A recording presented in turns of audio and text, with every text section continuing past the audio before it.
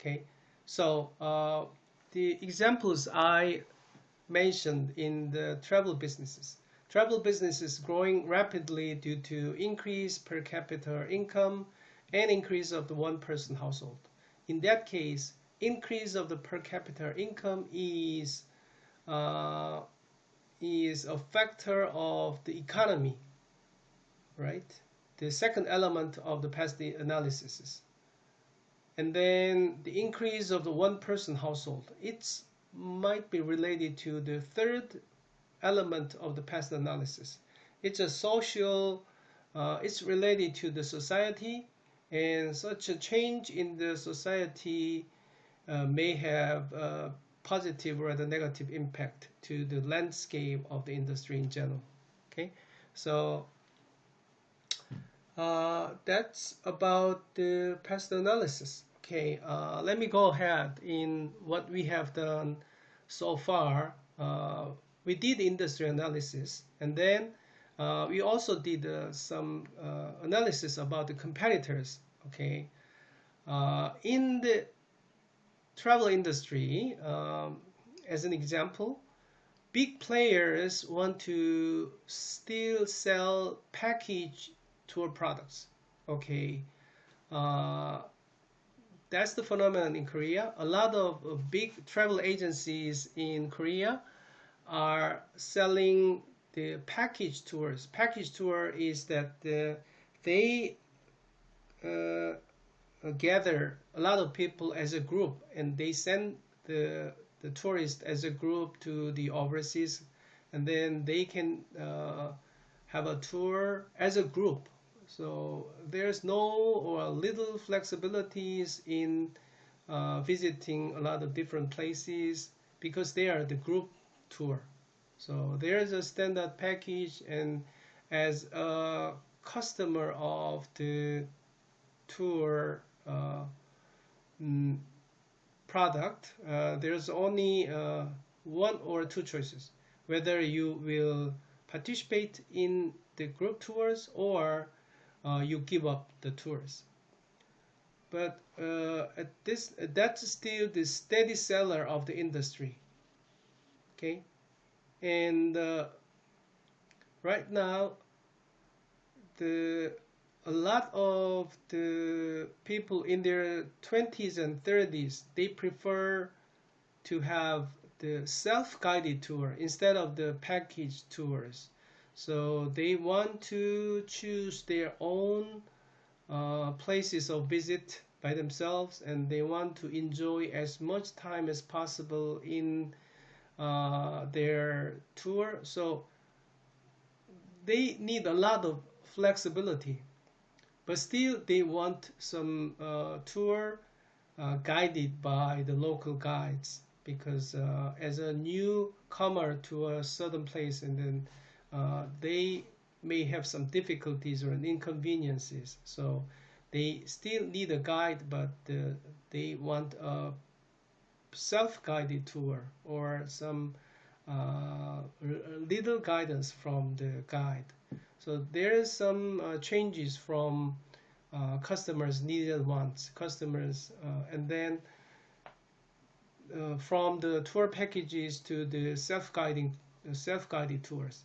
And if you just look at the competitors' trends, still there are big players who want to sell package tour products, which is the steady seller of the industry, and the companies selling self-guided tour are small players in the market. Okay, and then according to our customer analysis, customers now want to search and buy the customized, unique tour product. Yes, and also they prefer the online channels instead of the traditional offline travel agencies nearby their company or the home. Now customers want to choose their tour guide by themselves before buying the products in their home country. So in the packaged tour, there's no choice for the tourists and once they go to the tour destination, and they have to use the guide which is prepared and provided by the tour companies. But nowadays, customers' needs and wants are changing. They want to buy the customized, unique tour products, and also they prefer online channels. And in terms of getting the services from the guide, they want to choose their tour guide by themselves, even before buying the products. So that's the dramatic changes in the customer needs and wants. Okay, so if we look at our core competencies, our company has extensive network with overseas tour guides. Okay, that's good news, because we can easily accommodate the changing needs and wants of the customers, because customers want to have the local guides and they want to choose themselves. And our company has extensive network with overseas tour guides. And then also the core customers of our company are in their 20s and 30s. So based on the various analyses we have done, it's the conditions of the conditions of the market and the trends of the competitors, and also changing needs of the customers and the core competencies of our company, and everything looks very favorable to our company. Okay, so step number 5, choosing the best option. As a small travel agency, but we have so instead of just selling the packaged goods, we may try to find and capture a new business opportunity in selling the self-guided tour, right? Based on the data from our analysis. So in step 5, when choosing the best option, so the strategic direction we chose is that increase market share of our company in tour business. Okay, how much do you want to increase our market share? From 15% at present to 25% in 3 years, by 10% point. So it's a dramatic increase of the market share. So that's the target we want to achieve. And what are the best options, or the best strategies in business strategies? Develop unique self-guided tour products. Okay, and then set the suggested customer price higher than the competitors. Okay, because we want to position ourselves as the premium provider. So in order for the customers to get an impression about our products as premium, it's okay to set our customers' suggested price higher than the competitors. And we try to sell only through online platforms, because the target customers who may want the self-guided tour products are in their 20s and 30s, and they prefer the online channels instead of the traditional offline channels. So in order to accommodate the customer needs and wants, and we may develop such strategies that we will develop unique self-guided tour products, and we set our prices higher and sell only through online platforms. And in case the analysis data might be different from the examples I have illustrated, the best option we may choose might be totally different. Okay, so it's totally based on objective research and the collection of the objective data which can determine the best options or the best strategies. So strategy is just a function of a lot of different analysis. So in case, depending on the inputs of the analysis, the output of the strategy we choose may be different. Okay. So if we summarize the entire process of the building the business strategy, and those are the 5 steps, and those are the processes we developed, the detailed strategy and marketing strategies so far. Okay, let me quickly go through all the processes we have gone through. The first one, okay, identifying the gap between my target and the current performance.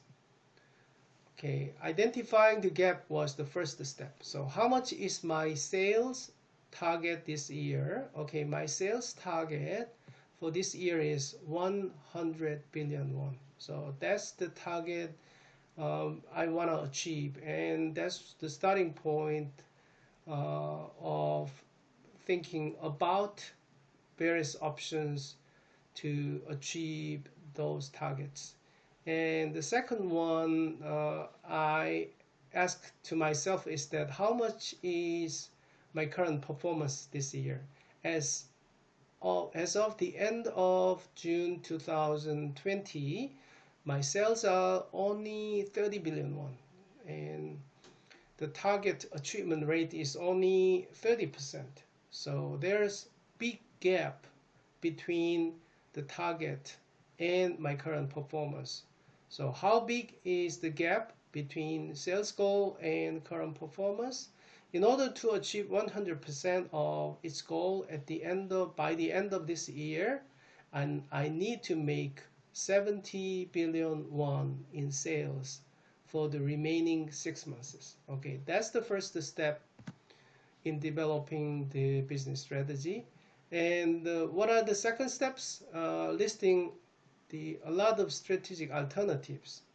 So in my case, in our previous classes, using the BC and issue tree analysis, we listed 4 different strategic alternatives. So strategic alternatives to increase business sales.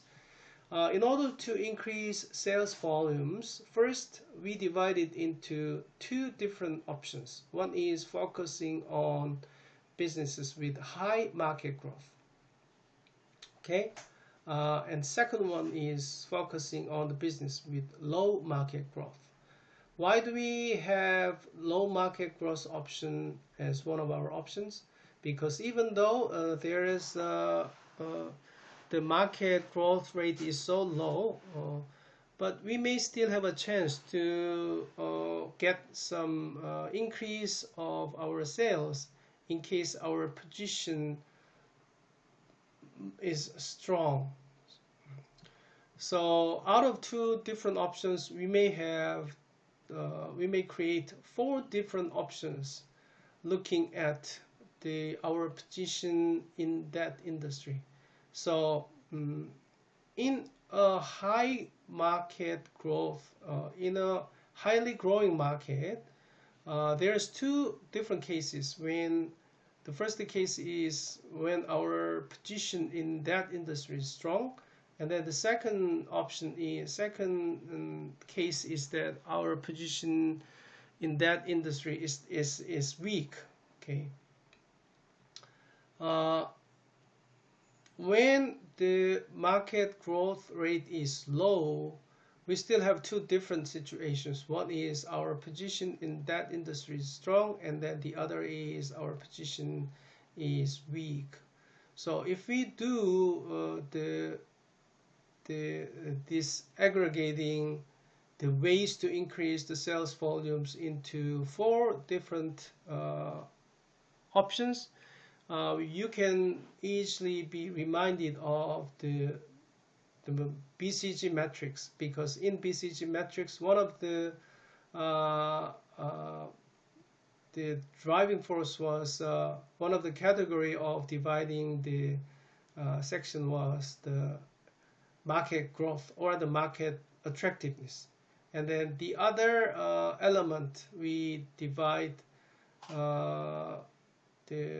we may thought about in the BCG metrics was our relative position in that industry. So it's pretty much similar.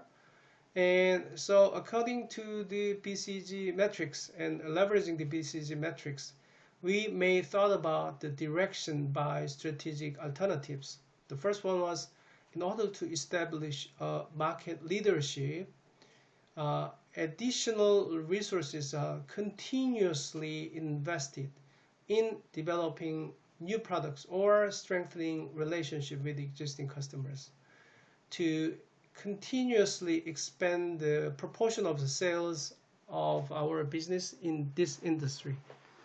So it's a star market according to the BCG metrics. And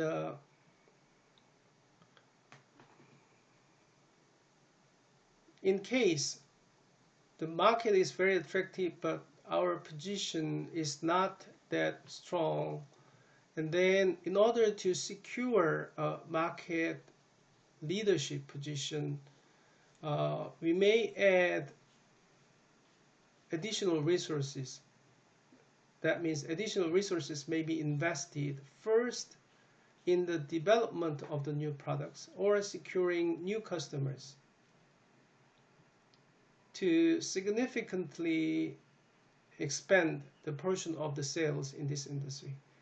Those are the areas we call the question mark in the BCG metrics, right? Our position in the growing market is not that strong, but in order to achieve the market leadership position in this strong market, we have to pour a lot of our resources, right? So once we gain our leadership in that industry, this market can be a star market from the question mark. So that's why we have to invest more capitals and more monies and resources in this question mark market rather than the star market.